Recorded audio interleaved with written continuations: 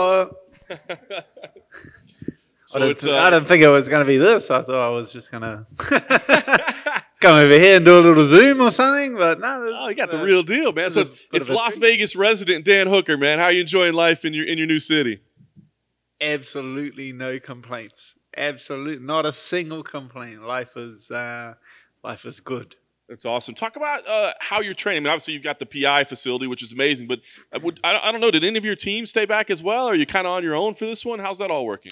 I was lucky enough that one of my wrestling coaches, Frank Hickman, he's teaching here at Syndicate MMA. He's teaching the wrestling here at the moment. So he was staying back. He's living and training here in Vegas. So yeah, he's moved in with me, and we're training every day, a couple of times a day, getting chucked around by him and like a great group of guys here. So yeah, like I'm getting some pretty great rounds in with the boys down at Syndicate as well, and just having the guys like John Wood and Mike Pyle just giving me a 5 cents of their brain has been pretty incredible to pick up like little tips and tricks of, because I'm a OG Mike Pyle fan. So like to have him just come in and guide me and just drop his 2 cents in has been it's been like a real treat. And just the PI as well was just insane. Like the physiotherapists like on tap, nutrition taken care of, doing strength and conditioning over there as well. So it's just everything's been provided and taken care of. So you knew what you were signing up for, right? I mean, obviously you knew it was going to be a little bit of a crazy experience, but from everything you're saying, it sounds like a real positive. I mean, is this maybe like side benefits that you didn't even realize were going to be so good for you? Oh, I didn't even expect any of this. Like I didn't even think about it. Like Sean called me like Thursday like midday. Like I'd been across the ways and done my COVID test to get on my plane for Saturday. You got to get it done like within a certain time frame. Yeah, I'd walk across the road, did my COVID test to leave, like came back. And then Sean's like, "You are alive. Like, we've been trying to get a hold of you for days." And it's like, we've been, at the Raiders game, and then it went up for Volk's birthday and just been mucking around for a couple of days. So I wasn't really on my phone. So he's just like, "Been trying to get a hold of you for a couple of days. You want to fight Islam?" And I was just like, "Yeah, cool." So I just accepted it. And then everything else kind of figured itself. It's just been, like, ever since that moment, kind of like a perfect storm, if you would. Yeah. It is another month away from your family, though, right? Has that been difficult for you to deal with, or is it so busy that you can't really think about it? Well, like it would have been. I think I would have got out of quarantine like a couple of days ago, so it's like another. Yeah, it's like an extra 2 weeks, but you're providing. I just bought my daughter a house, so it's like she'll forgive me. She'll let it slide. I feel like she's gonna understand. She's gonna understand an extra 2 weeks. But the UFC has been incredible with that as well. I'm gonna go. So we're here till Monday. Then I'll fly over to Abu Dhabi, fight, come back, and then once I come back, the UFC's flying my family out to Las Vegas. So it's just like everything they could possibly do to make this as smooth as possible has been taken care of. That's awesome to hear. The prep, is it just wrestling all day, every day? Is that pretty much the play when you're getting ready for Makhachev? A lot of wrestling. There's I had some big, strong guys. There's like a real cool group of guys that I've been working with, like Ben, Bill, and Frankie. It's daily Shark Tanks. Like it's daily, just the grinds, like identifying like the positions that he's pretty great at, and just drilling them to death, pretty much. So it's just been, I've just kind of getting my head above water, like. This week it's been a rough couple of weeks, but I've been like really enjoying it. And now like this week we come right, and I'm feeling good, and I'm feeling I'm feeling very confident now. And I know you like to analyze the sport and break it down. I mean, is this guy as good as everybody's making him out to be? He's like the new it kid, the new thing on the block. Is he that good? I don't want to downplay him. You know what I mean? Like now everyone's giving me so much credit for going out there. Like I don't want, I seen things. Oh, he's the, you know, everyone's saying he's the next Khabib, and he's just gonna waste you, and like it's just gonna be, he's just gonna destroy you. It's just like, why should I convince anyone that he's not? Like, what benefit do I get from sitting here and convincing people that I'm gonna win? Like, I really see no benefit in it. It's like, I like the storyline the way it is. I'm thoroughly enjoying the storyline the way it is. I dig it.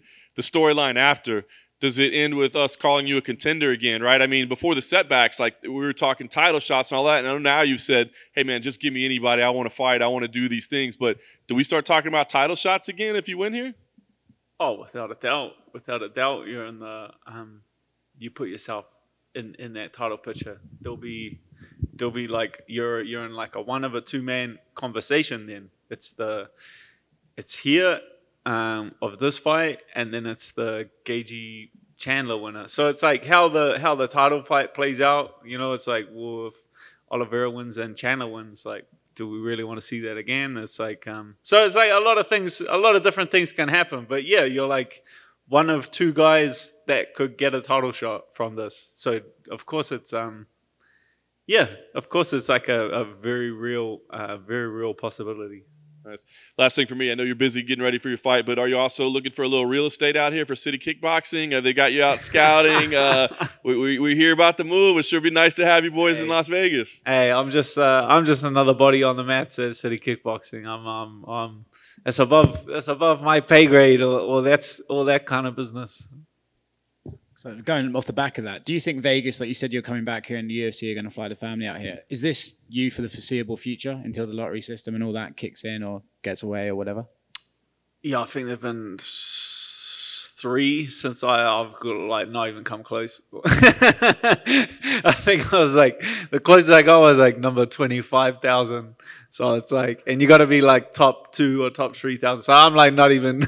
It's kind of messed up. They tell you how far away you were. They yeah, I know. Like, just give it a secret, right?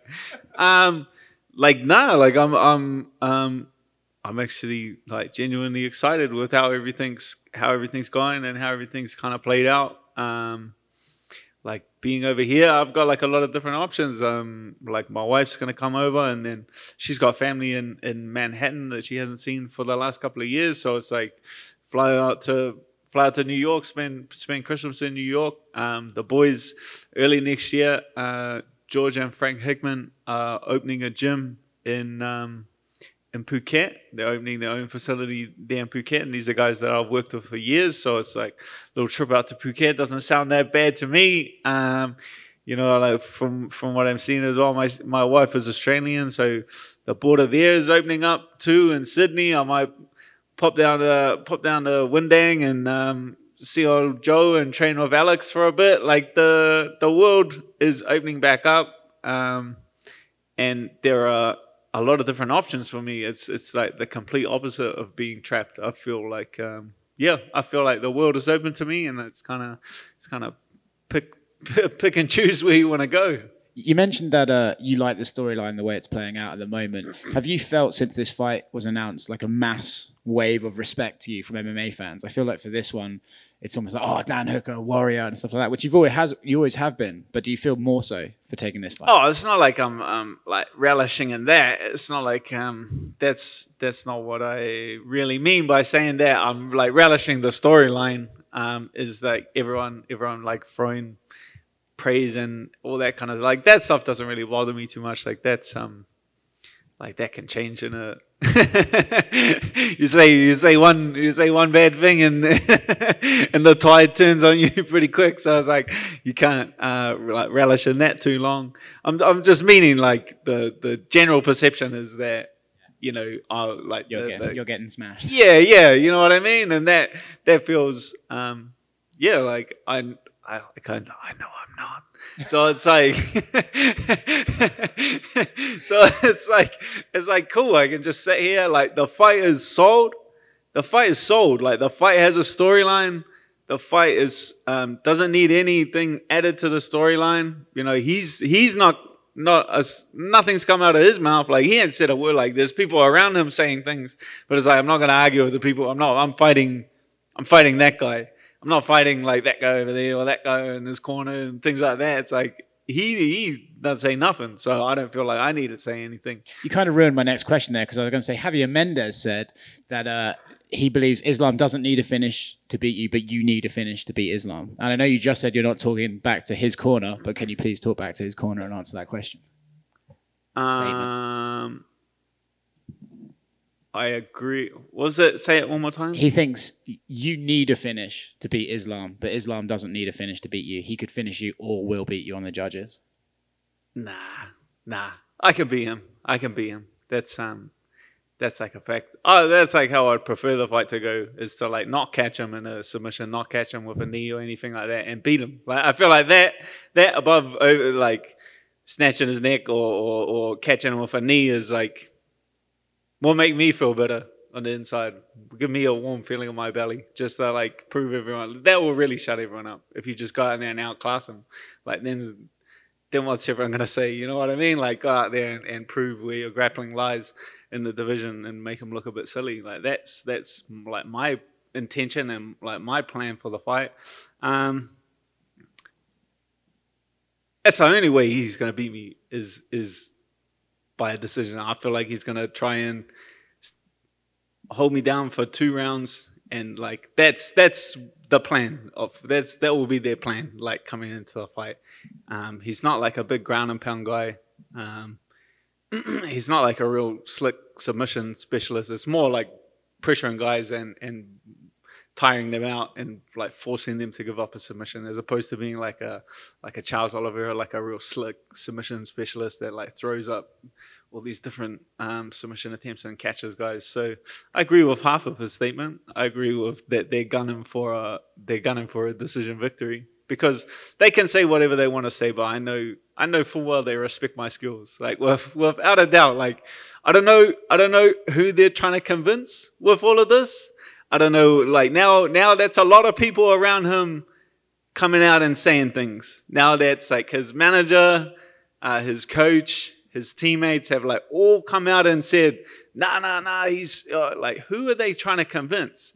Are they trying to convince him that this is going to happen? Are they going to try to convince me that this is going to happen? Because I'm not convinced. Like if they're just doing this to kind of construct some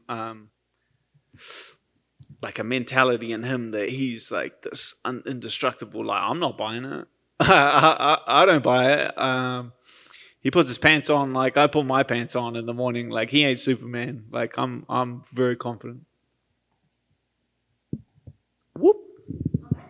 Pleasure.